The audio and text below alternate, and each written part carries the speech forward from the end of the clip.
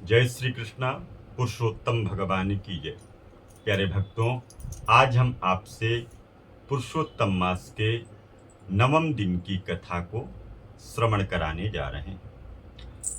अभी पुरुषोत्तम मास की दिव्य चर्चा आप लोग श्रवण कर रहे हैं। अगर आपने अभी तक हमारे चैनल की सदस्यता नहीं ली है तो सदस्यता ग्रहण करें, जिससे आपको जानकारी प्राप्त होती रहे, ज्ञानवर्धक वीडियोस आपको प्राप्त होते रहे। तो मित्रों, भगवान की ये नवम दिन की जो पुरुषोत्तम मास की कथा है, नारद जी ने कहा कि हे भगवान, ब्राह्मण की वह पुत्री इसके पश्चात उस वन में किस प्रकार से अपने जीवन का निर्वाह कर रही थी, कैसे रहती थी, किसके साथ उसका विवाह हुआ और किस मुनि ने उसका विवाह संस्कार कराया। श्री नारायण कहते हैं, आपको मैं दिव्य कथा सुना रहा हूं। पिता के शोक में डूबे रह करके इस प्रकार बहुत समय व्यतीत हो गया। एक समय सरसाही उस वन में महाक्रोधी दुर्वासा ऋषि उसके निवास पर पधारी। उसकी इस दीनहीन दशा को देख करके उनका सिर महादेव की भांति दुर्वासा जी का था, और दुर्वासा जी ने देखा कि इस बालिका की कुटिया में आकर के, और बालिका ने देखा कि हमारे कुटिया में संत पधारे हैं। उनकी यह दशा देखी, उसका सिर महादेव की भांति जटाओं से ढका हुआ है। कन्या का जो सर है, जिस तरह से भगवान भोलेनाथ की जटाएं हैं, ऐसी जटाएं हो गई हैं उस कन्या की। भगवान श्री कृष्ण कहते हैं, हे अर्जुन, ये दुर्वासा ऋषि हैं। इन्होंने तुम्हारी माता की पूजा से प्रसन्न होकर के उन्हें देव आवाहन शक्ति प्रदान की थी। एक बार रुक्मणी के साथ जाते हुए मैंने उन्हें रथ में बैठा लिया। मार्ग में दोनों को प्यास ने सताया, प्यास अधिक लगी मार्ग में। तो जब प्यास ने सताया तो रुक्मणी ने अपने सूखे अधरों और तालू को दिखाकर मुझे जल लाने को कहा। मैं जल हेतु पदघात करता हुआ, पैदल चलता हुआ चला और प्रिया के प्रेम में निमग्न हो उसे भोगवतीपुरी ले गया। रुक्मणी ने तृषा अर्थात प्यास को शांत किया।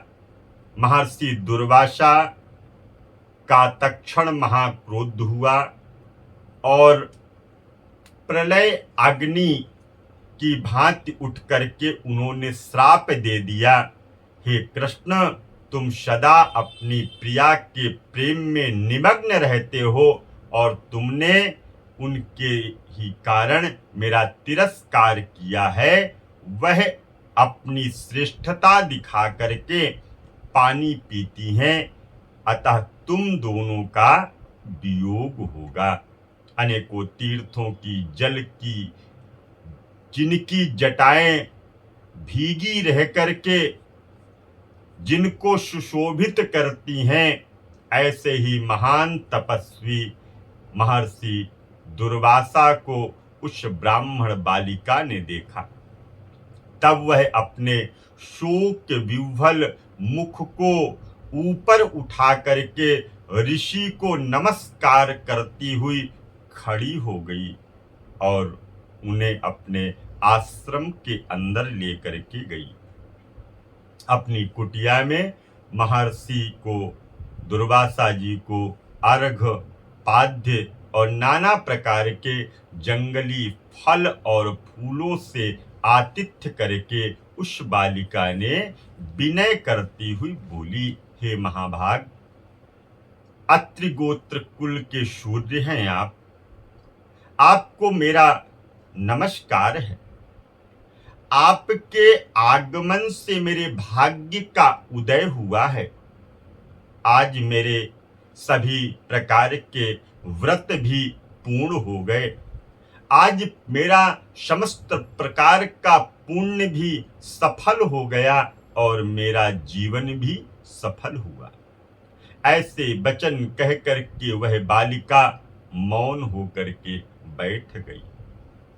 आतिथ्य से संतुष्ट होकर के, प्रसन्न होकर के महर्षि दुर्वासा उस कन्या से बोले, हे पुत्री, तुम तो धन्य हो।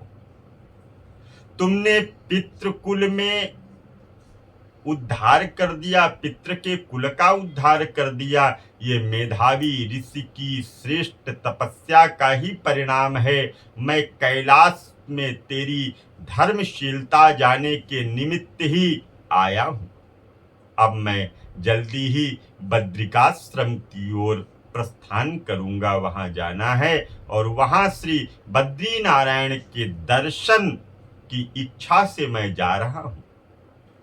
महर्षि दुर्वासा को संतुष्ट एवं प्रसन्न देख करके ब्राह्मण कन्या कहने लगी, हे ऋषिराज, आपके दर्शन को प्राप्त करके मेरा दुख सागर सूख गया। मैं जिस दुख सागर में डूबी हुई थी, आपके दर्शनों को प्राप्त करके मेरा दुख सागर सूख गया। भविष्य में मुझे अपने शुभ की संभावना दिखाई देती है। हे कृपालु, क्या आप इसके विषय में नहीं जानते हैं?